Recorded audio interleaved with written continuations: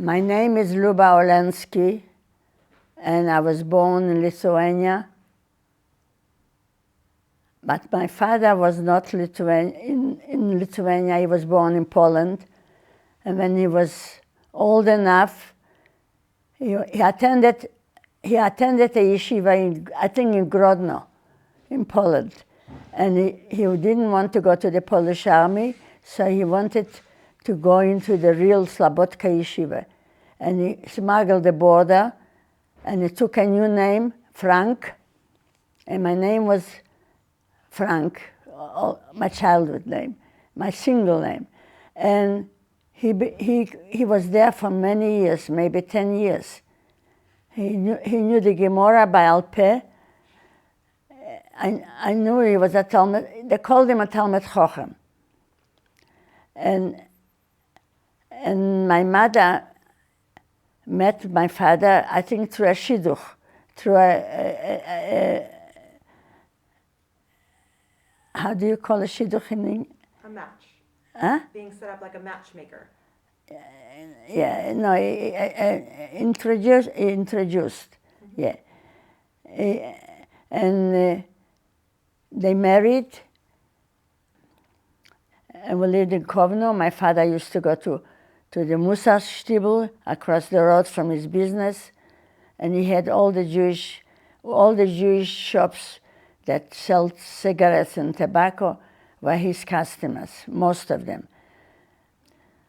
And he knew the principle, and I was very comfortable. I actually was born with a deformity on my left foot. I had an extra growth, and when they called me to the luach, to the blackboard, sometimes I managed to put on my shoe, sometimes it was laced up, but I managed. My mother, my second brother was born in 1936. My mother noticed that I'm limping, and she decided that I should have seen the surgeon that operated on me as a baby.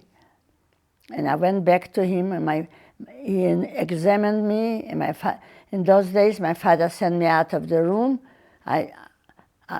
Children were only meant to be seen and no part in the conversation. My father sent me out of the room, and I obeyed him, and they decided to make an operation. Well, that operation, I think, saved my life, because that was done in 1941. Hitler broke his pact, and he declared he attacked Russia on the 22nd of June 1941. When the Russians came into our house one fine morning, that's the day of the wedding, they came looking. My father was at Shachrit in the Musa Shtibel, and my mother said to one of my nephews, he survived, by the way, he's the one that came to Australia. She said, go and tell uncle not to come home, to go straight to Slabotka. And he did, and they let him out. They only wanted my father. And they let my mother go, and the children go to the wedding. I don't know much about the wedding, because I was 10 years old, and I was half asleep. And they came to the wedding.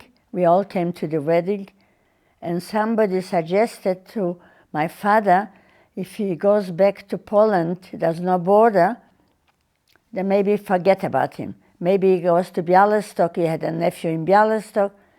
His sister had 11 children. So maybe if there's a chance that he goes to Bialystok, they might, after a few weeks, and my mother stays on with the two brothers.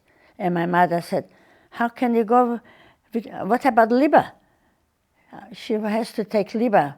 And one of the cousins that came for the wedding for her brother, Nechama, said, if Luba comes with my uncle, I'll take her on holidays. And that's how I finished up coming to Poland, to Bialystok.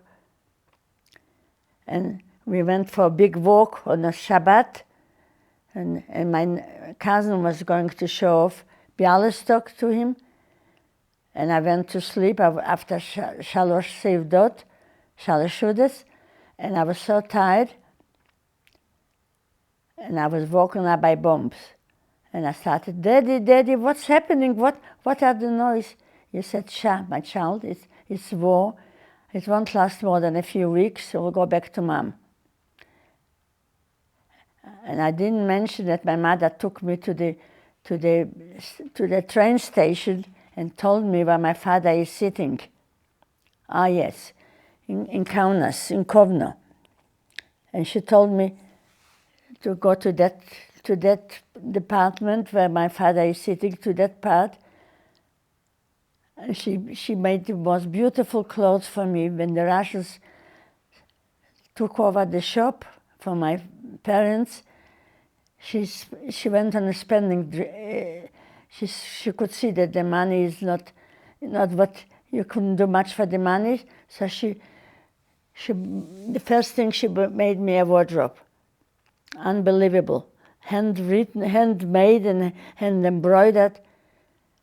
And she sent all this with me and my father to Bialystok. And my uncle, who came to the wedding, waited for us over the weekend. And we went for a walk, and then I was woken up by bombs. At the Motzei Shabbat, my uncle and my cousin left for their hometown, Kolno, which is by the border of and as they entered Kolno, they were met with bombs. And I was left with my father, and as long as I was with my dad, I wasn't worried. And my father told me that we will be able to go back to Mom. I wasn't worried, and I left it all to him. 2 weeks, the first Friday in Bialystok, the Germans walked in. They burned the shul with 2,000 people, children, women. It wasn't a shul for men. Anybody, and they bolted the door and put it on fire, and nobody could escape. And then they formed a committee in Bialystok. If women can give, sorry, I jumped. A week later, after the war broke out, 2 weeks later, after they did that, one Saturday morning, we had a noise in the hallway. My cousin lived in an apartment, in an apartment house. And we had that noise. Somebody opened the door, and they said, people with rifles were standing, and they said, ouch, ouch, only men. And I started crying, Daddy, don't leave me here. I don't know anybody. They're all strangers to me. He said, Shah, my child, they won't touch you. They only want men. And I never saw him again. He was taken from me, and my mother was left in Kovno, and I was left, and also my cousin, that I stayed with, Avram, and I left with Luba. That's why my name became Luba. I left with his wife, Luba, and he had a child of 18 months. And that was, I think, the beginning of July. I have Yortzeit, and I know. And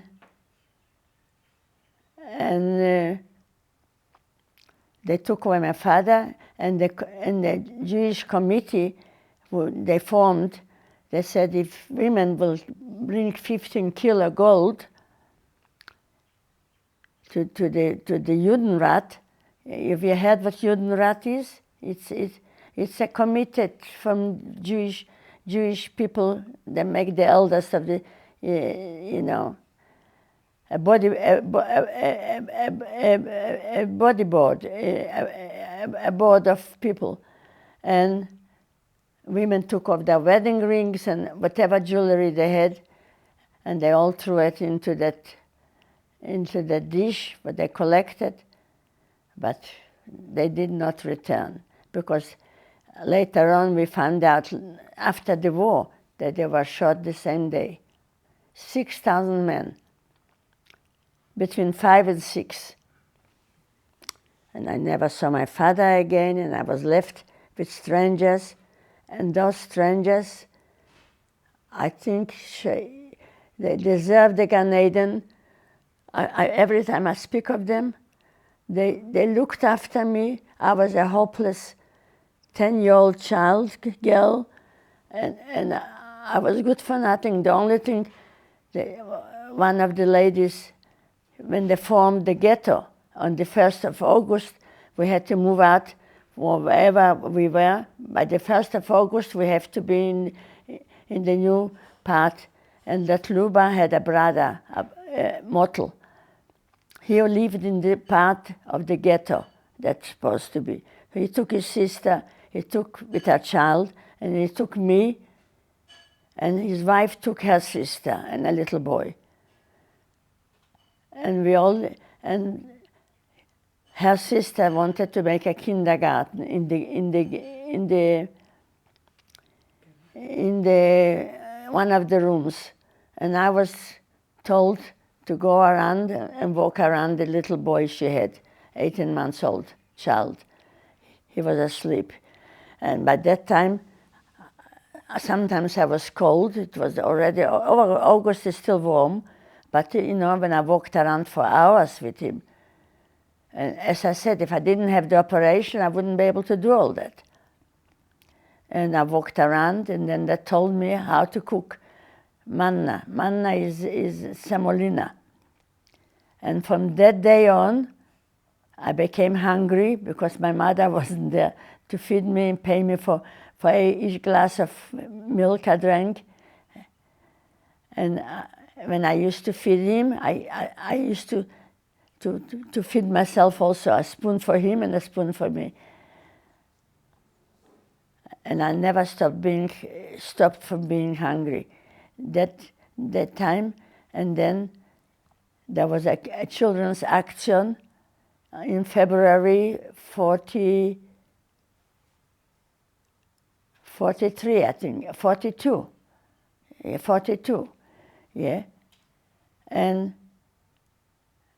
I made some friends there in the building, and the sister of hers, her name was Sonia, she took me into the factory where she worked for the Germans, and her little boy, Sasha, and she covered us with fields, and only hoping that that little boy will not cough or cry or hiccup or cry for his mom. He's 2 or 3 years old, and they came to check the factory, and they left, and I was covered under the fields. And when I came out from that children's action is in German, action is they took people, like Selection. A selection, yeah. And they took people, and when I came out, all my friends were gone. I had no friends, and I had to struggle with the rest of my life. And when Germans came into the ghetto, we were not allowed to go on the footpath. We were supposed to go on the road. And everybody had to wear the yellow star. I think children at my age didn't have to. But my Polish wasn't good enough. I mean, I didn't need Polish in the ghetto. I could speak Yiddish. And I had 2 actions, and I survived them both, thanks to that family that took me in. The name was Pitkowski. They looked after me.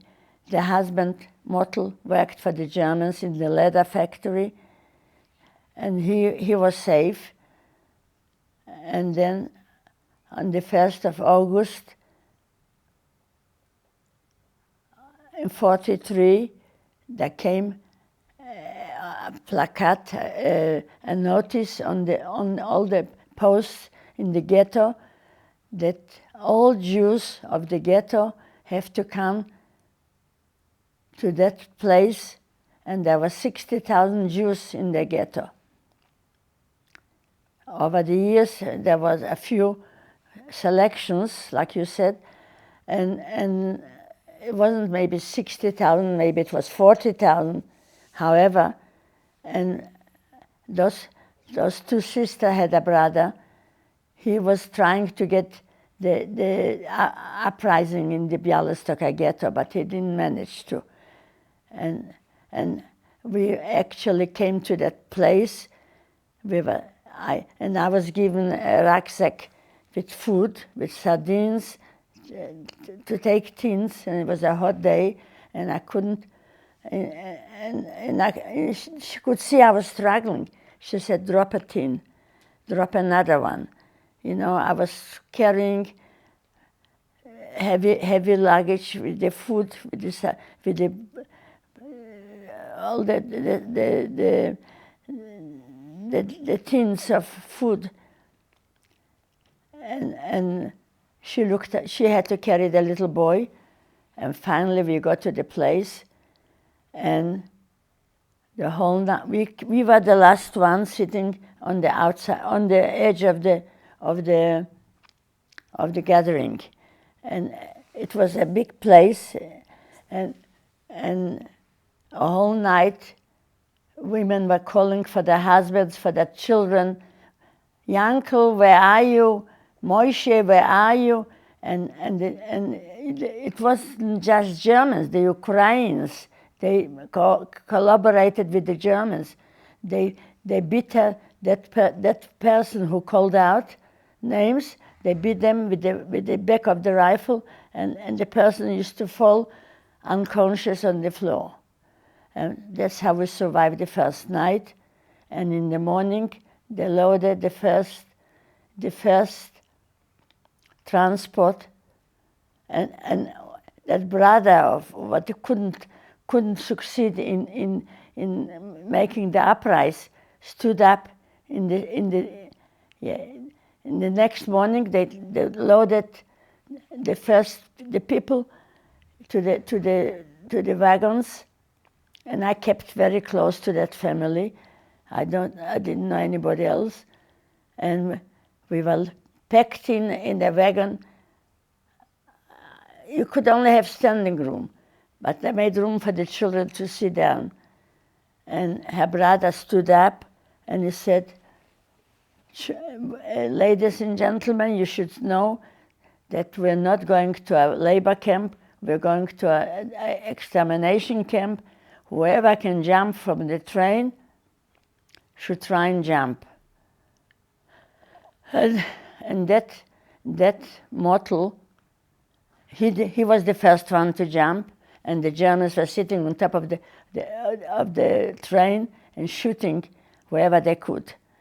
And the train was going fast. And that mortal jumped, and when I was sitting with the children, I had to get up to find out what happens to that mortal.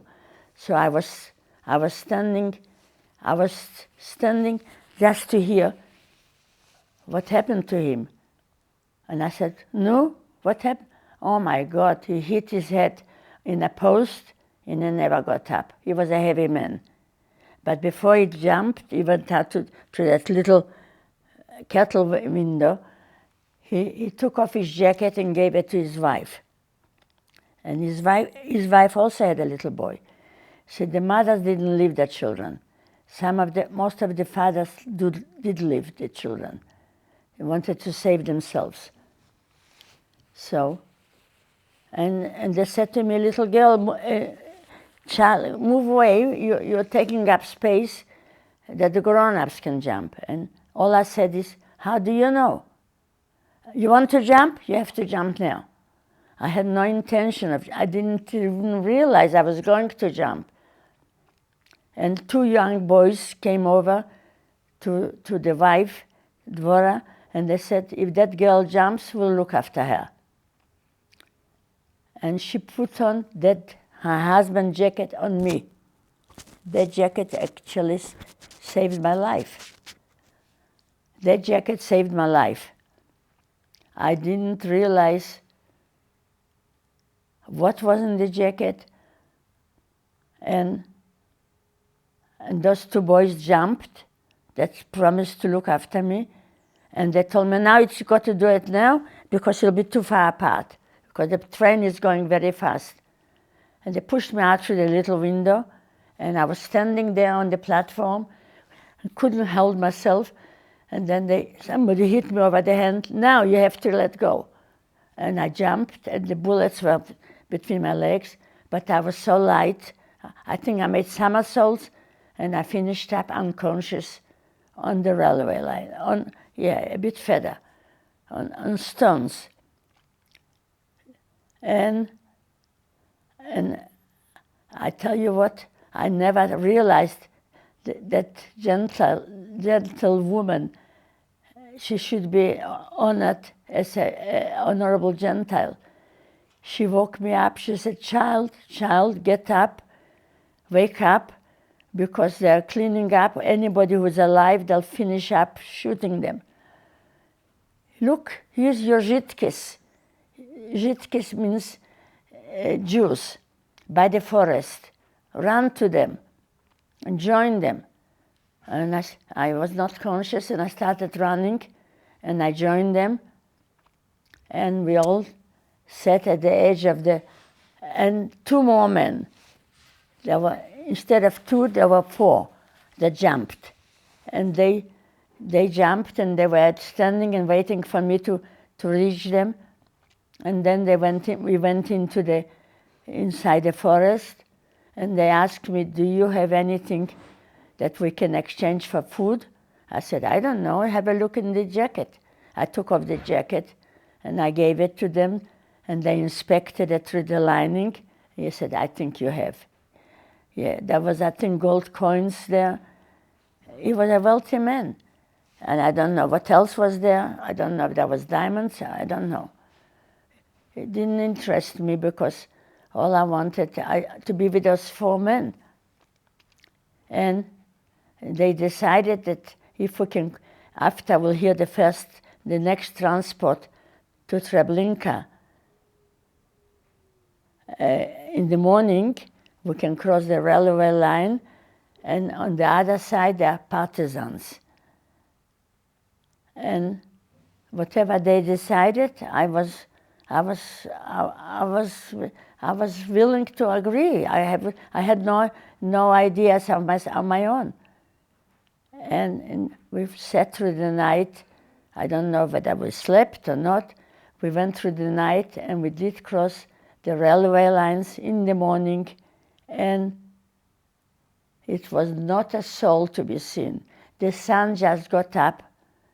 It was just sunrise. And out of nowhere, a shepherd with a stick. You bloody Jews, what right have you got to leave? I'll take you to the Germans. I'll take you to the oldest of And four Jews started running away from the shepherd. I mean, they could have killed him. They could have choked him. He only had a stick. He didn't have any weapons. But four scared Jews ran for their lives, and I couldn't catch up with them. And you caught me. And now I'm taking you to the eldest of the village, and they'll take you to the Germans. And I didn't know Polish at that time yet, so I started talking. But my nanny, I had a nanny at home. She spoke Polish. She was before World War I. Lithuania belonged to Poland. And I started begging him, I'm a child, I've done nothing wrong. No, you bloody Jews, you have got no right to live. I mean, I see them running away, and I think I'm the only Jew in the world. That was one of my worst moments. It was bad enough when they took my father away. But to run, I couldn't run because he was holding me for the back of my jacket. And what I did, I don't know who gave me, I ran out of the jacket. And instead of chasing me, he started looking what's in the jacket. That's why I said the jacket saved my life. And all I wanted is to find those 4 Jews. I walked around and I came to the first village, and I asked in my broken Polish, I'm looking for the 4 Jews, 4 people. Oh, they said they were here half an hour ago, and they asked for food, and we gave him a piece of bread.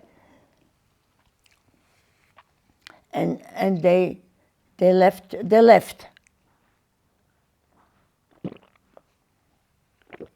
I came to another village, the same thing, they were here, and now I go. And the dogs were after me. I'm not a dog lover now because all the dogs were after me. They were barking every house I approached. Then nighttime came. I was walking around the villages, and then nighttime came, and I didn't know where to go. So I went to the edge of the forest, and I sat through the night. And again, I was walking around in the daytime. I didn't have the sense to hide at night, to hide during the day and do it at night. I wanted people, and I couldn't realize that people can be so bad. So I walked around during the villages, and everybody heard about me. And the same story, they were here yesterday, they were here a few hours ago. They asked for food, and I walked around the villages a whole day. And again, I had to go in the edge of the forest. I don't know if it's the same forest, another one. And I sat through the night, and I must have fallen asleep. And I was scared of the trees because it looks like little worms. It's a birch trees. And I was a city girl. And after 3 days, they told me, oh, they were caught last night and taken to the Germans. And then that was the worst moment of my life. I mean, it was bad enough when they took my dad away, but I didn't know whether he's alive or not. But to be the only Jew left, I was walking around for 5.5 weeks. A day was like an eternity. I was walking around, and I went, and it was time of potato digging. So older women were working in the fields.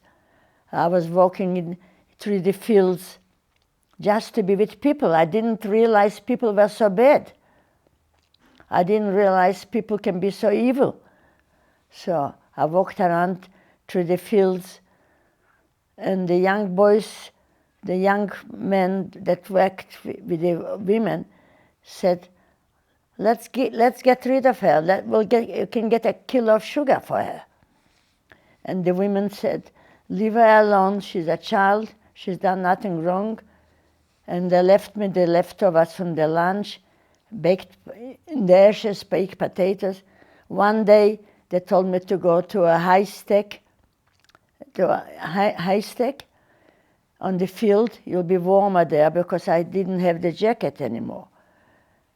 And I went in there, and then I heard this funny noise early in the morning. And I thought a wolf is coming to eat me up. And when I ran out of the haystack, I could see it's a cow. I wasn't used to the country. I was a city girl. Kovno is no. We used to go on holiday every summer. But yeah. Anyway, like that. And when the potato digging finished, the women stopped coming. And the boys were cutting the tvua,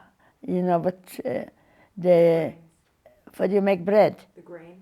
The grade. Grain. Grain, yeah.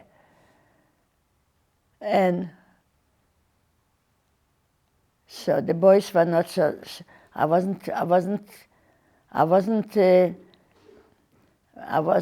scared of them. So I went through a village, the whole village. Not one person took me in, not once. One woman in a house standing by herself said, "Come in, child. I've got a pigsty. When I bring the food for the pigs, I'll bring you. You can go climb up the ladder and go in on the roof, in the pigsty on the roof." And I was quite happy there because I was covered with straw, and I found poppy seed flowers, and I ate them. And she brought me in the evening food, and I ate. And I mean, I didn't eat what I wanted, but I ate what she brought me. And through the roof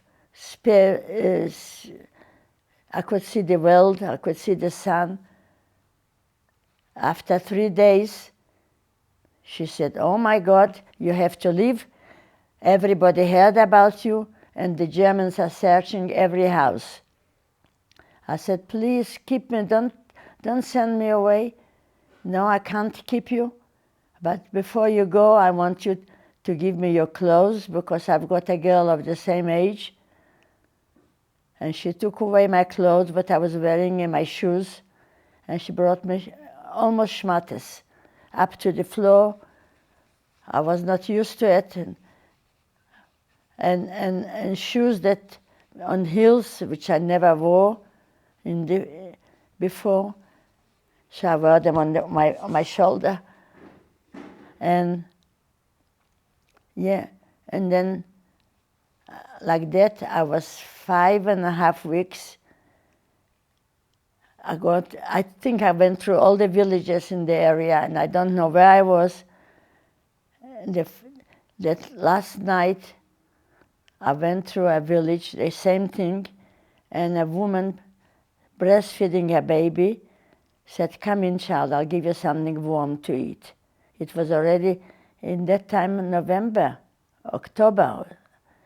And I walked in, she just gave me a bowl of soup, and I didn't look for kashrut anymore. And 4 boys, and it was a very moonlight night, I remember that. 4 boys came in. "You keep that Jewess, we're going to bring the eldest of the town, of the village, and take her to the Germans." And she started crossing herself. "Now look what you've done. They're going to kill me and to kill my baby," because for harboring a Jew, it was death penalty. So I started running.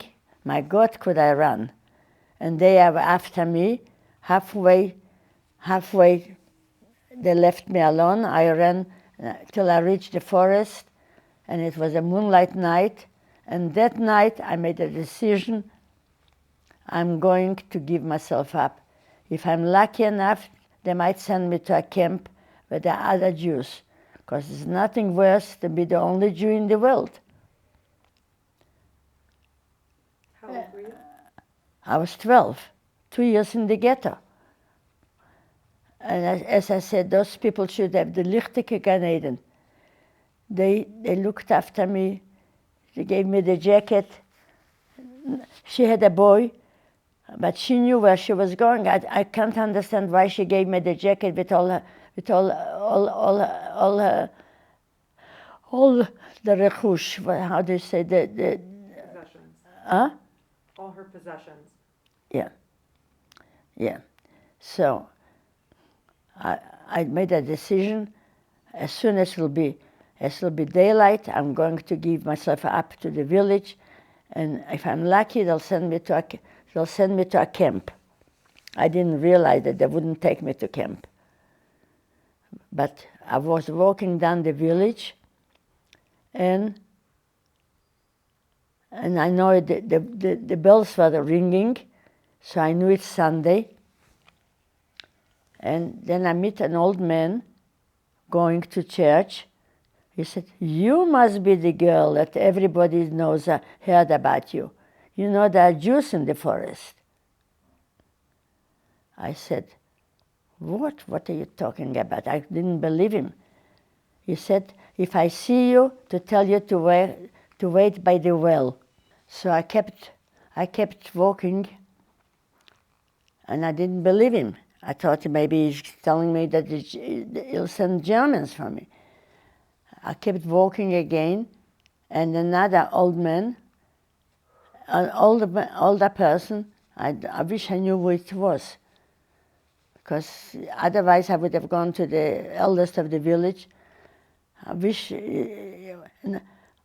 oh, you are the girl, you know, that I met the sons of your uncle, and that was one of them later on became a husband. The sons of your uncle, and they said, my husband was the leader of the party, you know, he brought food for everybody at that time. And they said, if I see the girl, if I meet the girl, to tell her to wait by the well. So I said, two people telling me the same story, so it must have something connection. And they showed me where the well is. He showed me. And I went, and the whole day my heart was going like that. And I had people getting water from the well. And I'm hiding behind the branches. And I couldn't wait for the nightfall to come. I mean, I'm not talking about hunger. I didn't eat anything.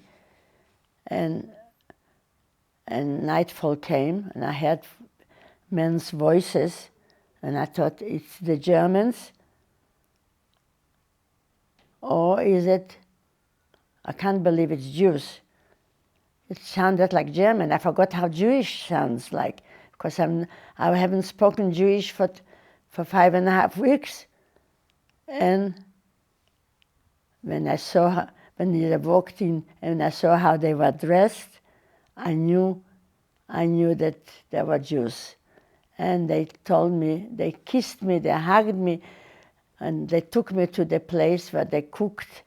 You know, women were there, and they said, have something warm to eat, and you can follow, you can go to, and when the king comes, we'll wake you up.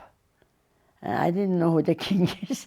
They always make fun of me. When the king came, I took the stick and I stood up, and that was my future husband. They called him the king because he brought the food for, him and other people. He wasn't the only one, but he was the leader, And they said he touched my ribs, and he said, she'll live. You know, that I've still got a chance to survive, because I was very skinny and not eating. And straight away, you know, they gave me, and then he ordered them, told them to wash my feet, because I was walking, I couldn't wear the shoes.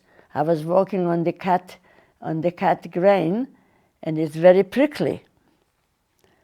So I had a lot of pus in my feet. And anyway, one of the women washed my feet, and then I wasn't worried. Whatever their girl is, it's mine. And that's when it started. And then when I met women, there were women there, and that ran away from the ghetto, from a little town called Bryansk. And those Bryansk people consider me one of their own. They loved me, and they were so good to me.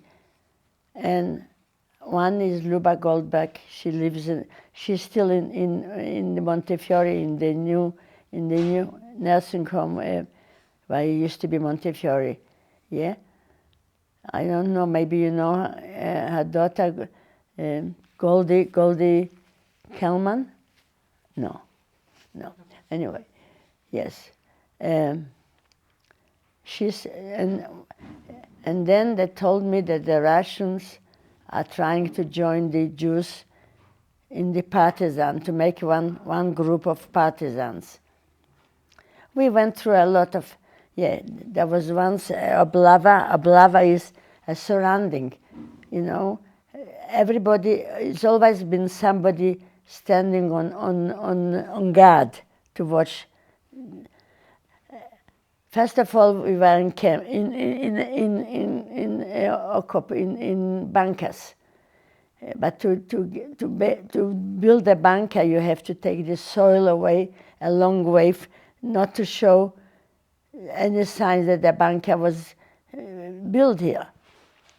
So my husband's brother was strong. He took it on his back and he took it to a river.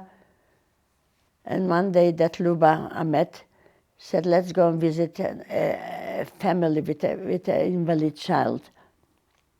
So we started walking over and we had shooting behind us. So we never got to the place, to the family we wanted to. We were running. 70 people were running. 2 they killed. I think my husband was on the watch out, and he saw people walking in German uniforms, and he said, "Stop!" And they started shooting at him. So he started running. And there's a lawyer from Lodge, I think. They killed him and another one. And later on, somebody wanted his boots. They came to the dead body and took off his boots. Yeah. Well, I didn't. Anyway, in the bunker, I was with people, with 6 of them. We were 3 head to head, feet to feet. 3 across and 3 across the other side. Couldn't make such a big bunker. And one day we had a shot, like a hand grenade, blow up a bunker.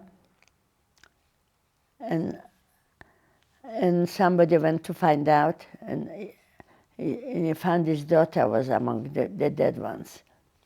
And one bunker that my husband said, we had a shot at night. We had uprise, like a hand grenade. And my husband said, well, he wasn't my husband then. He said, let's go. David, his name was Dufci, they called him. Let's go and have a look. And they said, you'll leave marks. If you walk, you'll leave marks on footprints.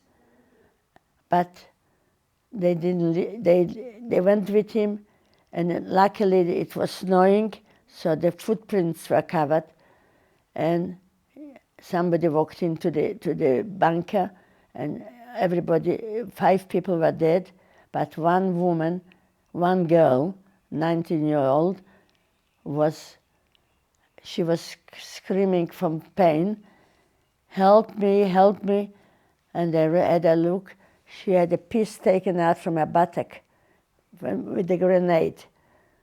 And my husband and his few people took her to their farm, where he knew all the farms around, and he offered some money or something if they can help her get better, to keep her there.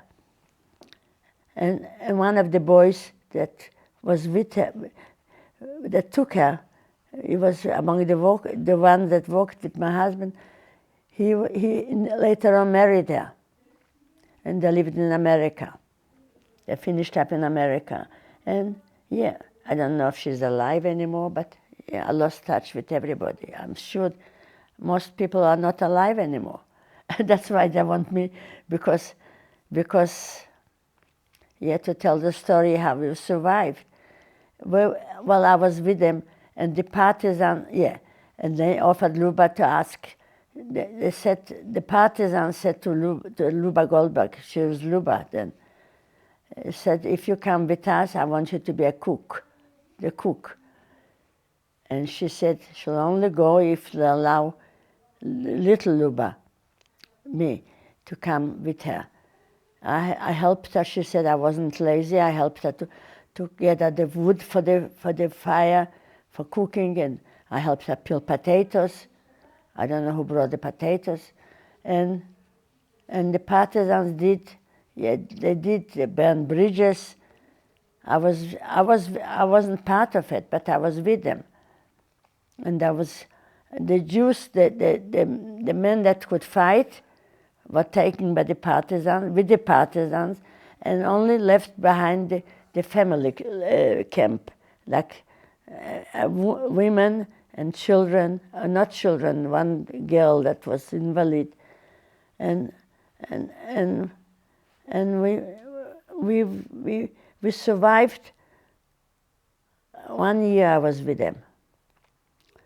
Yes, 2 years in the ghetto, and 1 year with those partisans, Russians, and Luba is always telling me that there was there was only one milk. If there was one milk to be given, he brought it for me, the eldest of the commanding officer. And yeah, they were good to me, but I only wanted to be with Luba. And we stayed together. She made me the first skirt. Yeah, my husband went to a village where he knew there's a girl of my age, and he brought me some clothes that I could wear because instead of the schmattes that I was wearing. And I survived with them, and we were lying. It was summertime. It was April, May. No, it was July, August. Yeah. And my mother, I was heard that she came to our Stutthof camp when I was almost liberated. She came maybe a few weeks before me in Stutthof in Poland, and they asked her, and one of my cousins, the two boys that came to Lithuania, one of them survived. I don't know how. He went to the forest and ran away. He was living with my mother, but he must have run away. And it's his brother that was married to the sister-in-law. And I couldn't believe that both my parents are not alive. After the war, I went back to school. We were in Bryansk. There was a horse we had hoofs of a horse. What do you call it? Yeah. And one of the girls that I was with ran out and she said, "Tell me," you could see it's a Russian. He happened to be a Russian uniform and a Jew on top of it. He said, "Don't go back to Bryansk yet. It's not safe, but wait a few more days, another 5 days before you can go back because there's still some German." Anyway, so we were in Bryansk, and I heard the story that a woman found somebody that she wanted to get married in Bryansk, a Jewish woman. She found a man. Everybody wanted to belong somewhere, and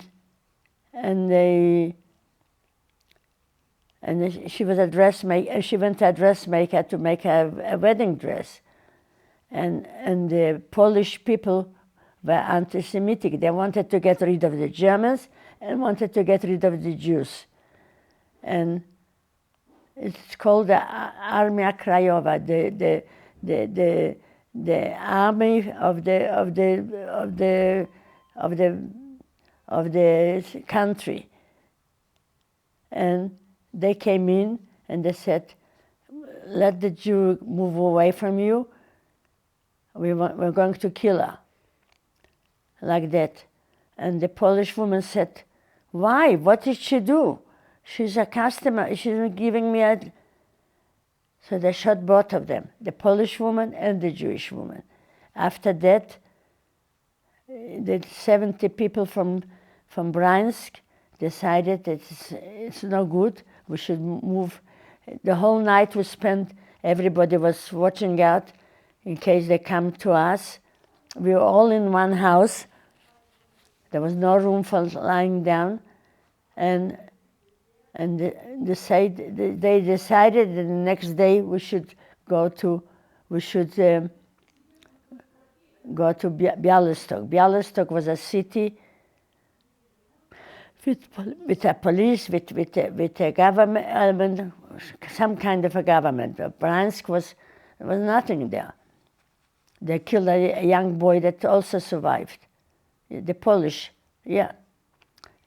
A lot of the Polish were very anti-Semitic. And Bialystok was different. And then they formed a Jewish school in Bialystok. And then I went to the Jewish school called Nachman Bialik. And they upgraded me because what I learned in the first 4 years in school, my Hebrew was above everybody else's, and they wanted me to make the speeches to thank the president from Bialystok, and whatever. And that's how. And then one day, a woman, a doctor she and her mother collected all Yetomim. How do you say? Orphans? Huh? Orphans. An orphan. Yes. Without parents. Yeah. And she wanted to form a place at the end of Poland because she thought they'll train us to go to Palestine. And I was there, and I left the Olenskis, and they had a cousin, a woman. Her brother was killed. Anyway, that's another story. And they all missed me, and they all cried when I left. They all loved me. They liked me very much. And they upgraded me, and we came to that place, and I learned. I did very good in gymnastics, and especially in acrobatics. And one fine day, my future brother-in-law came. I'm taking you back to Bialystok. They don't want you to go to Palestine. They're missing you. They want you. I said, I'm not going.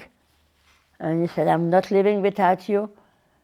And he sat there, and they said to me, and I put it in my book. And they asked me, my friends, who is that man? I said, I don't know him. And Judy, my daughter, said, how can you say you don't know Uncle? He became an uncle. Anyway, in the end, I left with him, and I went back to Bialystok, and I did well, in learning, and I had Polish and Yiddish. That's where I got the languages. Yiddish, we spoke Yiddish at home, but I didn't know the grammar. But I had a very good teacher. She told us how the literate Yiddish, and I went, and then I used to go every day to find out if I can hear from my parents. I couldn't imagine that my father is dead and my mother is dead. So I'm looking for a telegram. In those days it was only telegrams. And then I recognized my cousin's wife's name. She's looking for her parents. And I met them in the ghetto.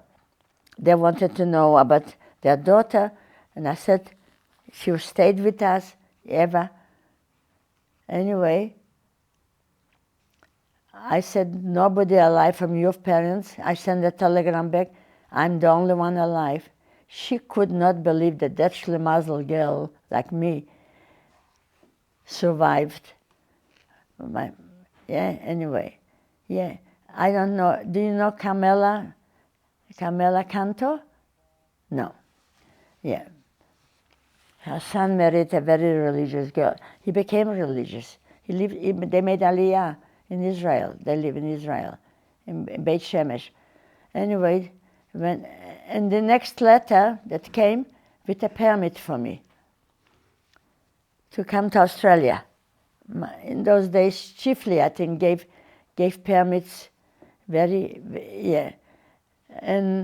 And I said, I've got a family of 4 people, 3 brothers and a cousin, a woman.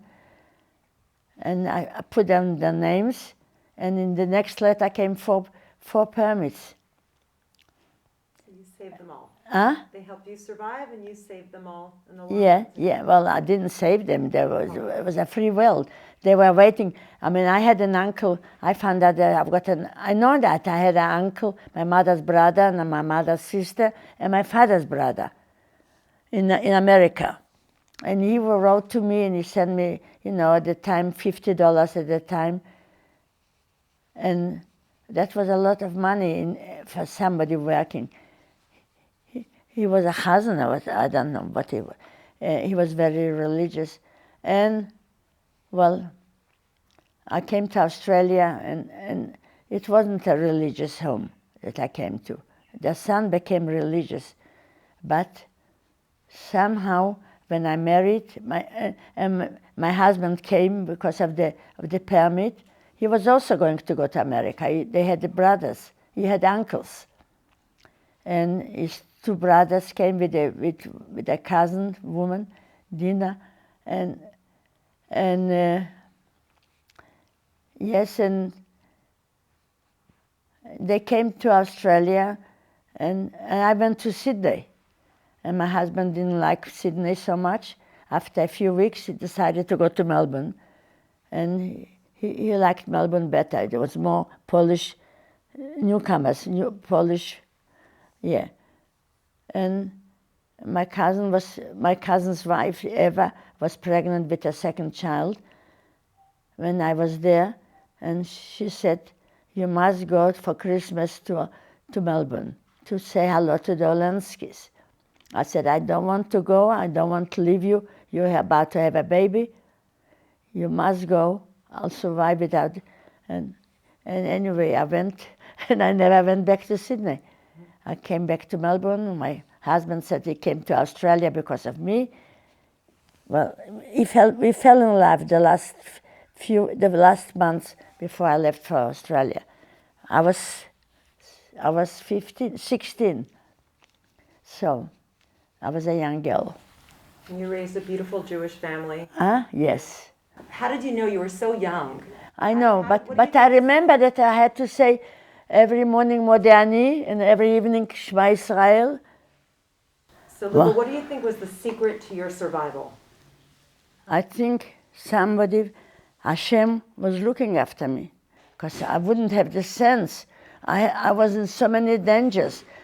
Everybody could give me away, the Polacks, but somehow I survived in spite of everything. And when I had my first child, I was the happiest. Somebody belongs to me. I had no one. No one for my family survived. Unbelievable. Everybody had somebody. Oh my God. Hashem should continue to look out for you. Hashem should continue to look out for you. Yeah. You should live in good health to greet Mashiach. Thank you very much. Thank you for listening to this story, and I hope I was of some use to you. It was incredibly inspiring. Yeah? It really was. Thank you, Luba.